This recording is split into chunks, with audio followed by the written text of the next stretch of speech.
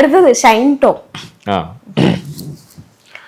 ശരിക്കും എമ്പുരാനെന്ന് പറയുമ്പം ഞാൻ ശരിക്കും തമ്പുരാനെന്ന് വിളിച്ചു ആ ടീസർ കണ്ടിട്ട്. ആണോ? അടിപൊളി.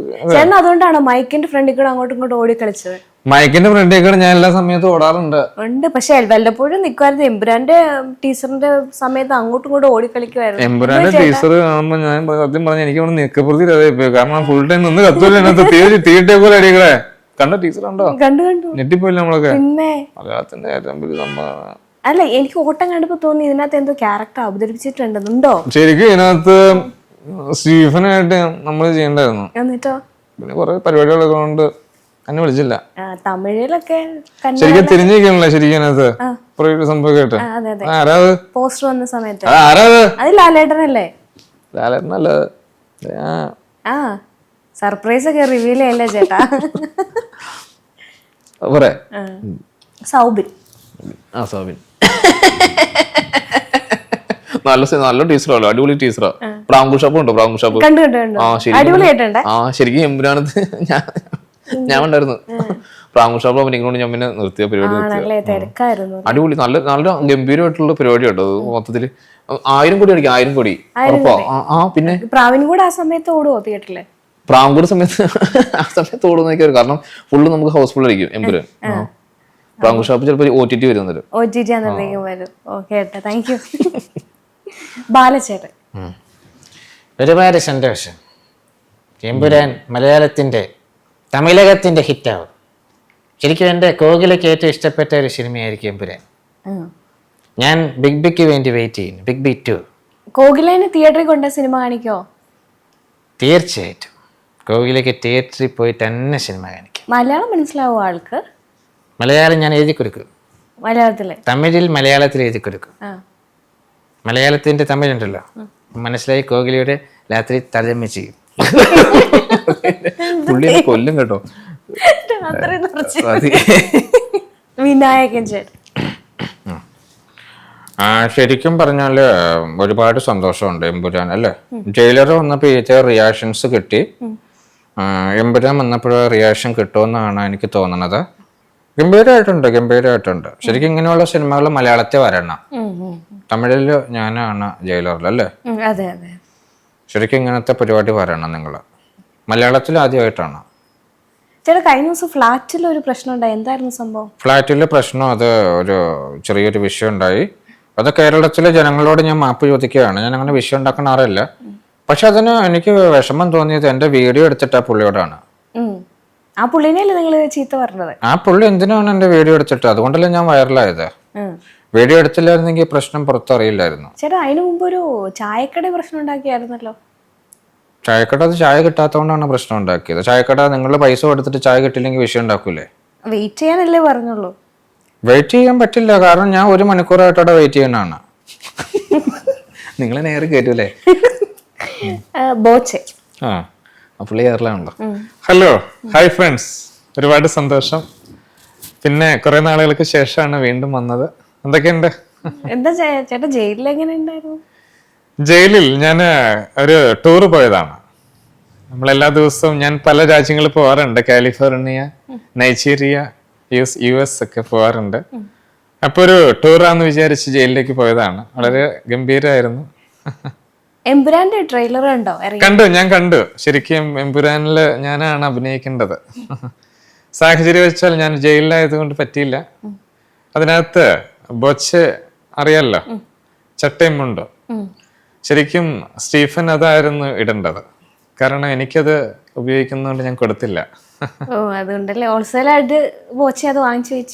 ഹോൾസെയിലായിട്ടുണ്ട്. നമ്മളിപ്പോ ബോച്ചെ ടീ വഴി അത് എല്ലാവർക്കും കൊടുക്കുന്നുണ്ട്. ഒരു ഡിസ്ട്രിബ്യൂഷൻ സ്റ്റാർട്ട് ചെയ്യുന്നുണ്ട്. അപ്പൊ ബോച്ചയുടെ ഭാഗമാണ് എല്ലാവരും.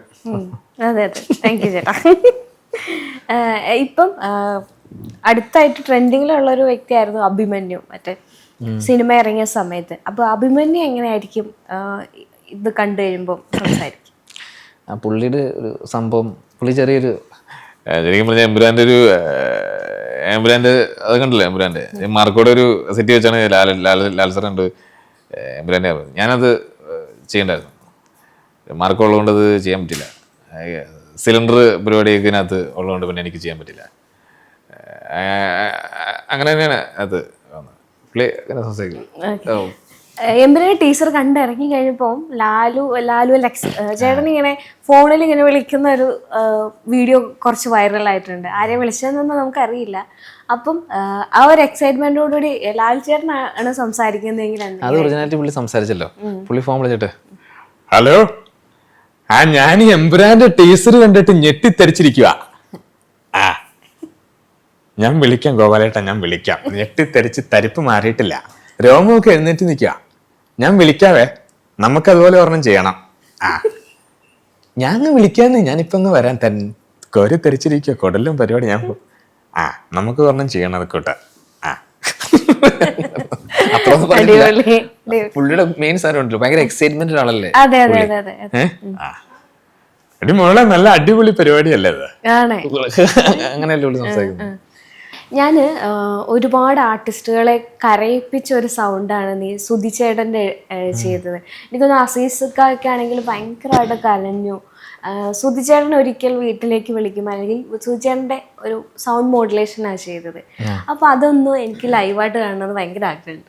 സുധിച്ചേട്ടനോട് സംസാരിക്കുന്ന അതെ അതെ, അത് പുള്ളി സാധാരണ ഫോൺ വിളിക്കുമ്പോൾ ഇങ്ങനെയാ. എടാ മോനെ, ഞാനടാ സുധിച്ചേട്ടനാടാ. എടാ ഒരുപാട് സന്തോഷം. നീ എവിടെയാ, വീട്ടിലാണോ? എടാ ഞാൻ കഴിഞ്ഞ ദിവസം ഒരു പ്രോഗ്രാമിന് പോയത് തങ്കച്ചൻ്റെ കൂടെ. ഞാൻ തന്നെ വിളിക്കാം, നമുക്ക് ആ സ്കിറ്റ് ഒന്ന് പ്രാക്ടീസ് ചെയ്യണം, അടിപൊളിയാക്കാം. അതല്ലേ പുള്ളിയുടെ 2-3 സാധനം ഉണ്ട് ഇങ്ങനത്തെ കുറെ പരിപാടി. പുള്ളി ഫോൺ വിളിക്കുന്നത് വേറെ സ്റ്റൈൽ. എന്നെ വിളിക്കുവാണെങ്കിൽ ഞാൻ അങ്ങനെ സംസാരിക്കാം കേട്ടോ. വിളിച്ച് ഫോൺ വിളിക്കാം. ഹലോ. ഹലോ മോളെ, പറ. സുജേട്ടാ തിരക്കിലാണോ? മോളെ, ഞാൻ ഇന്നലെ പ്രോഗ്രാം കഴിഞ്ഞ് ഇപ്പൊ വന്നേ ഉള്ളൂ.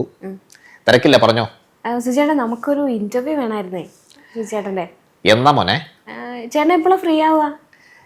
ഞാന് ഇന്നലെ പ്രോഗ്രാം, ഇന്നുണ്ട്, നാളെ മറ്റന്നാൾ ഇരിക്കാം നമുക്ക്. എവിടെ, മോള് ഇവിടെ വരുമോ? നമുക്ക് ഇരിക്കാം, നമ്മുടെ സ്റ്റുഡിയോയിൽ ഇരിക്കാം.